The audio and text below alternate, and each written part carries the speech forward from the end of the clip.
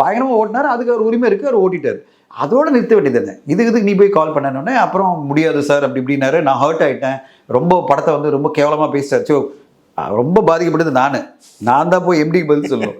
நீ எதுக்கு அதில் இன்சிடென்ட்லி என்னன்னா அதில் ஸ்க்ரீன் பிளே எல்லாம் பண்ணியிருந்தேன் அந்த படத்துக்கு. அப்போ அதிகமாக பாதிக்கப்பட்டது நான். இப்போது எல்லாரும் நினைப்பாங்க வெளியில் இருக்கவன் தனஞ்சயன் தான் பேசி வச்சு அவர் வந்து திட்டினார் நினைப்பாங்கல்ல, அப்பாலஜி பண்ணா அப்படின்னு சொன்னேன். இதெல்லாம் 10:30 மணி வரை நடக்குது. ஓகே, அப்பாலஜி பண்ண உடனே தான் இந்த நேரத்தில் எம்டிக்கு போயிடுச்சு தகவல். எம்டி வந்து ட்விட்டரில் பார்த்துட்டாரு, ஏன்னா அவரை டேக் பண்ணிட்டாங்க.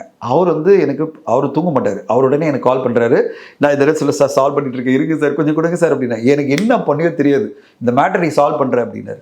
நான் அப்புறம் இவனை பேச வச்சு இவனை கன்வின்ஸ் பண்ணி அதுக்குள்ளே சுவிட்ச் ஆஃப் பண்ணிட்டான். இவருக்கு அப்பாலஜி பண்ணோன்னே கோவம் வந்துடுச்சு எம்ப்ளாய்க்கு. நீங்கள் என்ன சப்போர்ட் பண்ண மாட்டேன்றீங்க, நான் செஞ்சது கரெக்ட் தானே இவரு டிஃபெண்ட் பண்ணுறாரு. அவர் என்ன சொல்ல, ராஜபாலாஜி அவர் அப்பாலஜி பண்ணாமல் நான் விட மாட்டேன் இது அப்படின்றாரு. இப்போ நான் இங்கே நடுவில் மாட்டிக்கிட்டு இவர் 2 பேரும் கடைசியில் 3 பேர் கான்ஃபரன்ஸ் காலில் வச்சு கடைசியில் நான் பேசி அப்புறம் இவர் என்ன பண்ணார், அப்பாலஜி பண்ணார்.